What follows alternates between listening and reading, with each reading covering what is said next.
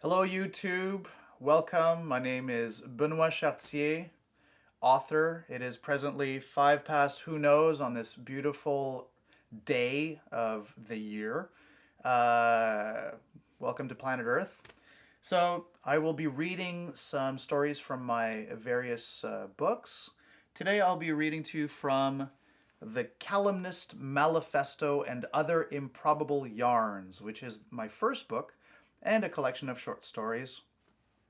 So, today I will be reading the title story, The Calumnist Malefesto. So,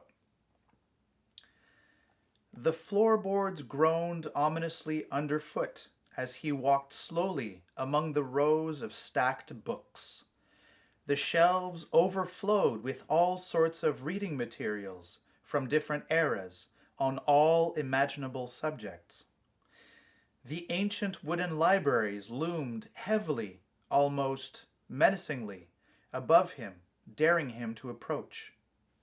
He had walked into the old store with no particular goal in mind, but was impressed by the sheer amount of books, magazines, as well as odds and ends that surrounded him. The bookstore was located in what must have been an old department store that had been built at the turn of the century. The ceilings were ornately decorated, if dilapidated, a testimony to their former glory. The midday sun shone through the dirty front window, and in its rays danced lazy dust motes. A soft and eerie music wafted from an unseen radio somewhere near the counter, and the smell of age hung heavily in the air. There did not seem to be any kind of order to what the French would call a capharnaum of the slim alleys through which he carefully trod. There were piles of dusty books, from the creaking wooden floors up to his armpits. He tried to navigate each tottering tower as best he could, when his curiosity was attracted to the dark, crimson spine of a book on a low shelf, between two of these shaky stacks. He carefully pulled on one of the piles until he was able to reach in and slowly remove the book from its hiding place. He looked at it appreciatively.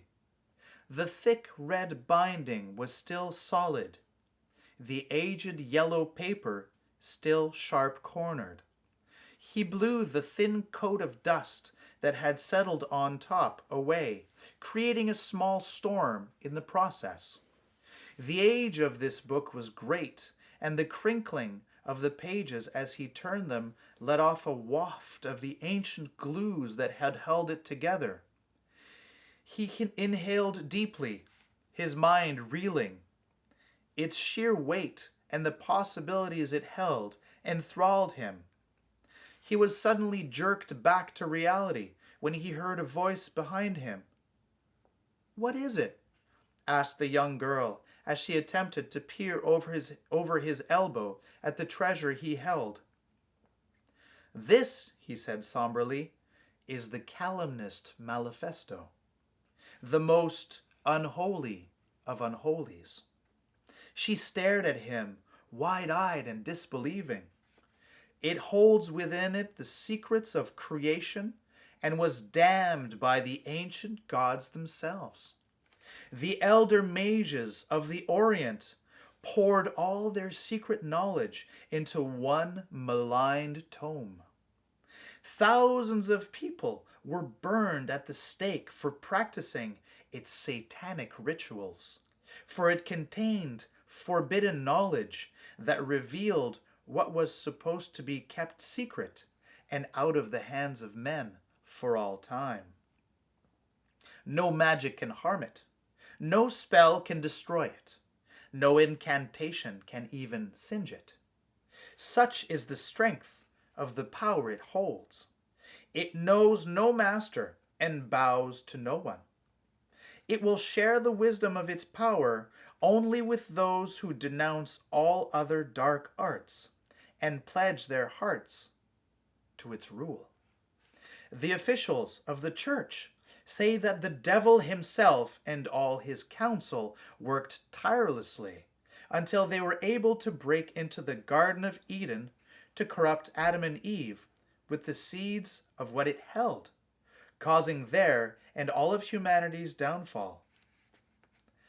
Alchemists of every age of man have attempted to break its code and make its contents known for their own twisted purposes, but to no avail.